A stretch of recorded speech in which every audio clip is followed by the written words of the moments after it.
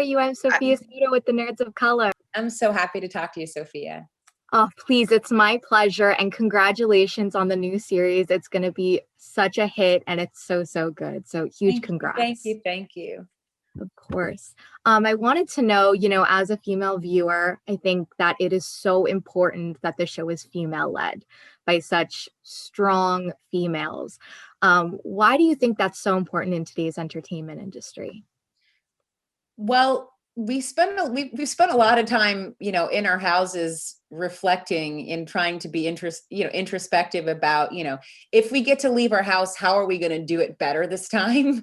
As though we've been grounded. There's been a lot of what we've been home, even if we didn't do it the first 6 months, we at least maybe had to start later. Like at some point we had plenty of time to ask ourselves these kinds of questions. How can we be better when we get a second chance? And one of the ways we can be better, as we know, is to be more inclusive. And that's not just in front of the camera, it's behind the camera. And and when you start, when the top, the odds should be, it's not always the case, but the odds should be that if a woman or a person of color is running the show, that inclusion will be, kind of pervasive all the way down. Unfortunately, it's not always true, but the greatest shot we have is starting from the top. And we're writing a show about women, having a second chance and reclaiming their narrative and realizing that while nobody thought any of my ideas were good before, that doesn't mean they weren't good.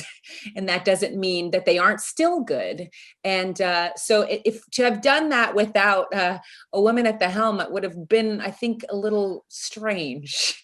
Yep. So, yeah, been a strange choice. But yeah, I actually also feel we took some big swings in the show. It's very ambitious, and we really ride a line here. I mean, like any great comedy, if we didn't, it would be pretty boring. And I personally felt safer, laughing at women in this age, because we weren't really laughing at them so much as rooting for them with a lot of laughter. And I feel like the fine line of how to make sure we're doing that right was really particularly important to me. And I don't know that we would have landed on the right side of the line as much as we did if it hadn't been for the really powerful and responsible and brilliant minds of Meredith Scardino and Tina Fey and all of the people on their team, really men and women.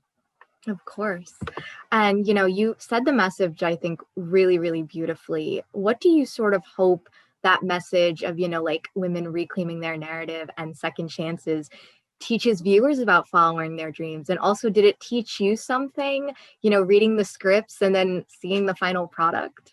Oh my gosh. Well, the first pilot, when I read the pilot, I like to say I laughed out loud and my feelings were hurt at the same time because I was, I'm in the process of I finished writing an album, but at the time I was starting to write an album, and I was having the audacity to dream that, people would come and want to buy my album of like pop R&B music at this age. And then when I read that pilot, I'm like, is it a joke that anybody would, and I kind of needed to get to episode 8 to believe that I was okay in this venture. Yeah. But what I really loved is that, I thought to do it because I still have things to sing and say. And because of, Hamilton and other shows, my fans aren't only women that are my age and look exactly like me. Like there are all kinds of boys and girls and women and men and of every generation who actually are, open-minded enough to like love the voices of people that are not exactly in their same demo box. Go figure. Yeah. And so, and there are some amazing women that are even older than I am who are killing the game in music and pop music and so forth. And so I'm really excited about being in a show that lifts that up and also celebrates it and reminds us that it's never too late. I'm really excited to be about that. And I needed to hear it myself. I was going to say, I'm glad you learned that lesson, because I was going to tell you I'll be buying that album, and I know everyone else will. Are you kidding? Oh God. I'm so excited that you said that. I'm going back. I'm going to finish mixing that last song because you said that. I'll be staying up to buy it when it releases. Oh, God bless you, girl. Sort of a fun little creative question for you. What sort of catchphrase or tagline would you use to describe your character? Ooh. Oh gosh. Catchphrase. Okay. Oh, Wickie is too much. And wait, let me say, what do I say? Let me see, what if she's too much, but yes. Okay. She's too much. What is it? She's too much in all the right ways. That's probably it. Wickie is too much in all the right ways. That's a good one.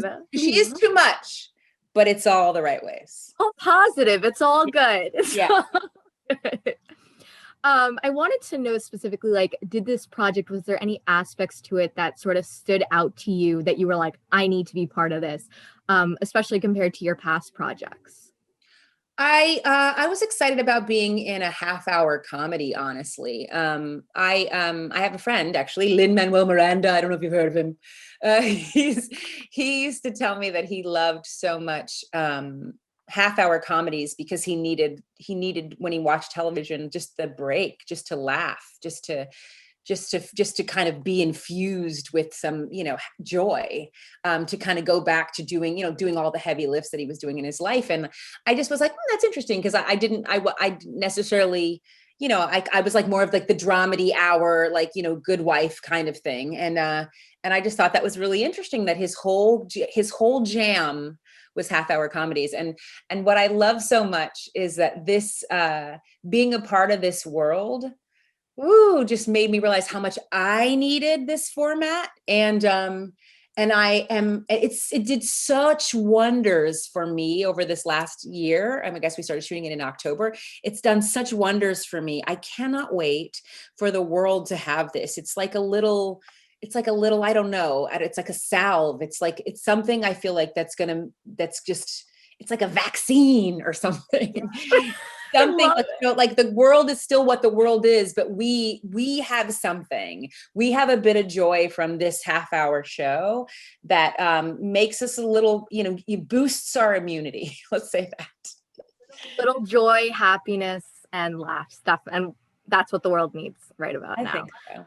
Definitely. Well, it was such a pleasure to speak with you. My honor to speak with you, and just Sophia, congrats again. Like, the world's going to love it. So thank you so much for taking the time to speak with me. And I can't wait for the world to see it. Thank you, sweetheart. I can't wait for you to tell me if you like my album. You better wait for it. I'm going to be tweeting you. I'll tell you. Oh, God bless you. God bless you, girl.